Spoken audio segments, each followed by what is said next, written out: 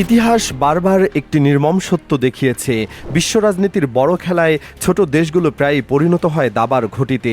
Ukraine, Syria, Libya কিংবা আরও বহু অস্থির অঞ্চলের দিকে তাকালে বোঝা যায় পরাশক্তিদের স্বার্থের সংঘাতে কিভাবে একটি দেশের মানচিত্র, সার্বভৌমত্ব এবং ভবিষ্যৎ পর্যন্ত বদলে যেতে পারে।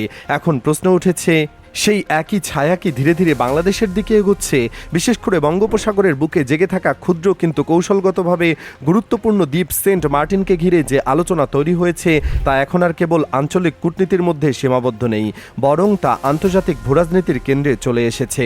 ২০২৪ সালের রাজনৈতিক পরিবর্তনের পর থেকেই বিভিন্ন মহলে একটি বিষয় ঘুরে ফিরে আলোচনায় এসেছে, আর তা হলো সেন্ট মার্টিন। কেউ কেউ দাবি করেছেন এই দ্বীপকে কেন্দ্র করেই নাকি আন্তর্জাতিক চাপ তৈরি হয়েছে, যদিও আনুষ্ঠানিকভাবে এসব দাবি বারবার অস্বীকার করা হয়েছে। কিন্তু ভূরাজনীতির ইতিহাসে একটি কথা প্রায়ই সত্য হয়ে দাঁড়ায়, যেসব বিষয়কে সবচেয়ে বেশি অস্বীকার করা হয় সেগুলোর পেছনে অনেক সময় সবচেয়ে বড় কৌশল লুকিয়ে থাকে। সেন্ট মার্টিনের গুরুত্ব বোঝার জন্য প্রথমে এর ভৌগোলিক অবস্থান বুঝতে হবে। বঙ্গোপসাগরের একেবারে কৌশলগত প্রবেশদ্বারে অবস্থিত এই দ্বীপটি দক্ষিণ ও দক্ষিণ পূর্ব এশিয়ার সমুদ্রপথ নিয়ন্ত্রণের ক্ষেত্রে এক গুরুত্বপূর্ণ অবস্থান রয়েছে। এখান থেকে শুধু বাংলাদেশ নয়, মিয়ানমার, ভারত এবং দক্ষিণ চীন সাগরের নৌপথের উপরও নজর রাখা সম্ভব। আর এ কারণেই এই ছোট্ট দ্বীপটি বড় শক্তিগুলোর নজরে এসেছে। বিশ্লেষকদের মতে যুক্তরাষ্ট্রের ইন্দো প্যাসিফিক কৌশলের একটি গুরুত্বপূর্ণ অংশ হলো এই অঞ্চল। তাদের দৃষ্টিতে সেন্ট মার্টিন হতে পারে এমন একটি পর্যবেক্ষণ কেন্দ্র যেখান থেকে চীনের দক্ষিণাঞ্চলীয় নৌ চলাচল এবং মিয়ানমারের সামুদ্রিক কার্যক্রম পর্যবেক্ষণ করা সম্ভব। এটি কার্যত একটি ফরওয়ার্ড ওয়াচ পয়েন্ট হিসেবে কাজ করতে পারে, যা চীনের জন্য বড় ধরনের কৌশলগত চাপ সৃষ্টি করবে। তাই ওয়াশিংটনের আগ্রহ এখানে শুধু কৌশলগত নয়, বরং এটি একটি দীর্ঘমেয়াদী ভূরাজনৈতিক পরিকল্পনার অংশ। অন্যদিকে চীনের অবস্থান আরও জটিল এবং প্রতিরক্ষামূলক। তাদের অর্থনীতির বিশাল অংশ নির্ভর করে মালাক্কা প্রণালীর উপর, যা বিশ্বের অন্যতম গুরুত্বপূর্ণ বাণিজ্য পথ। এই পথ যদি কোনো কারণে বাধাগ্রস্ত হয় তাহলে চীনের জ্বালানি সরবরাহ এবং বাণিজ্য প্রবাহ মারাত্মকভাবে ক্ষতিগ্রস্ত হতে পারে। এই ঝুঁকি মোকাবেলায় চীন মিয়ানমারের মাধ্যমে বঙ্গোপসাগরে একটি বিকল্প প্রবেশপথ তৈরি করার চেষ্টা করছে, কিন্তু সেই পথের কাছাকাছি যদি যুক্তরাষ্ট্রের উপস্থিতি থাকে তাহলে পুরো পরিকল্পনায় ঝুঁকির মুখে পড়ে। এই কারণেই চীন বঙ্গোপসাগরকে আর কেবল একটি জলভাগ হিসাবে দেখে না, বরং তাদের অর্থনৈতিক নিরাপত্তার একটি লাইফলাইন হিসেবে বিবেচনা করে। মিয়ানমারের রাখাইন অঞ্চলে তাদের বিনিয়োগ, গভীর সমুদ্রবন্দর নির্মাণ এবং অবকাঠামোগত প্রকল্পগুলো সেই বৃহত্তর কৌশলের অংশ।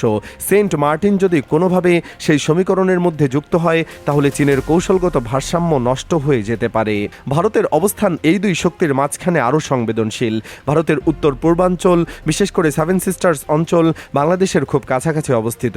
এই অঞ্চলটি ভারতের জন্য কৌশলগতভাবে অত্যন্ত গুরুত্বপূর্ণ এবং একই সঙ্গে ঝুঁকিপূর্ণ। বঙ্গোপসাগরের যে কোনো সামরিক বা বিদেশি উপস্থিতি এই অঞ্চলের নিরাপত্তা সমীকরণকে প্রভাবিত করতে পারে।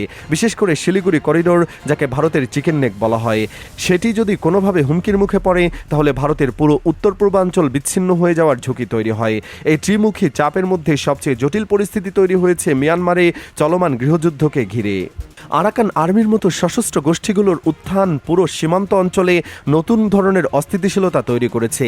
চীনের অবকাঠামো প্রকল্প, ভারতের আঞ্চলিক সংযোগ পরিকল্পনা এবং যুক্তরাষ্ট্রের কৌশলগত নজরদারি সবকিছু এখন এই অস্থিরতার সঙ্গে জড়িয়ে পড়ছে। ফলে সীমান্তবর্তী অঞ্চলটি এক ধরনের অনিশ্চয়তার কেন্দ্রে পরিণত হয়েছে। এই পুরো পরিস্থিতির মাঝখানে বাংলাদেশ দাঁড়িয়ে আছে এক অস্বস্তিকর অবস্থানে। একদিকে তার ভৌগোলিক অবস্থান তাকে কৌশলগতভাবে গুরুত্বপূর্ণ করে তুলেছে, অন্যদিকে এই অবস্থানই তাকে বড় শক্তিগুলোর প্রতিযোগিতার কেন্দ্রে নিয়ে এসেছে। সেন্ট মার্টিনকে ঘিরে যে আলোচনা তৈরি হয়েছে তা এখন বাংলাদেশের সার্বভৌমত্ব, কূটনৈতিক ভারসাম্য এবং ভবিষ্যৎ নিরাপত্তার সঙ্গে গভীরভাবে যুক্ত হয়েছে। বাংলাদেশের সামনে এখন সবচেয়ে বড় চ্যালেঞ্জ হলো কৌশলগত নিরপেক্ষতা বজায় রাখা। কোনো একটি পক্ষের দিকে ঝুঁকে পড়া যেমন বিপজ্জনক হতে পারে, তেমনি পুরোপুরি নিরপেক্ষ থাকা আরও কঠিন, কারণ পরাশক্তিরা সাধারণত নিরপেক্ষ অবস্থানকে দুর্বলতা হিসেবে ব্যাখ্যা করে। তাই এখানে প্রয়োজন এমন একটি কৌশল যেখানে স্বার্থ রক্ষা করা যাবে, আবার কোনো পক্ষের সরাসরি চাপের মধ্যে পড়তে হবে না। এই পরিস্থিতিতে সেন্ট মার্টিন কেবল একটি দ্বীপ নয়, বরং একটি প্রতীক হয়ে উঠেছে। এটি দেখিয়ে দিচ্ছে কিভাবে একটি ছোট ভূখণ্ড বৈশ্বিক শক্তির প্রতিযোগিতার কেন্দ্রবিন্দুতে পরিণত হতে পারে। এখানে প্রতিটি সিদ্ধান্ত, প্রতিটি নীতি এবং প্রতিটি কূটনৈতিক পদক্ষেপ ভবিষ্যতের জন্য গভীর প্রভাব ফেলতে পারে। সবশেষে একটি বিষয় পরিষ্কার হয়ে যায়, এই লড়াই কেবল ভূখণ্ডের জন্য নয়, এটি প্রভাব, নিয়ন্ত্রণ এবং কৌশলগত অবস্থানের লড়াই। আর এই লড়াইয়ের মাঝখানে থাকা বাংলাদেশ এখন এক কঠিন সময়ের মধ্য দিয়ে যাচ্ছে, যেখানে প্রতিটি পদক্ষেপই হতে পারে ভবিষ্যতের দিক নির্দেশক।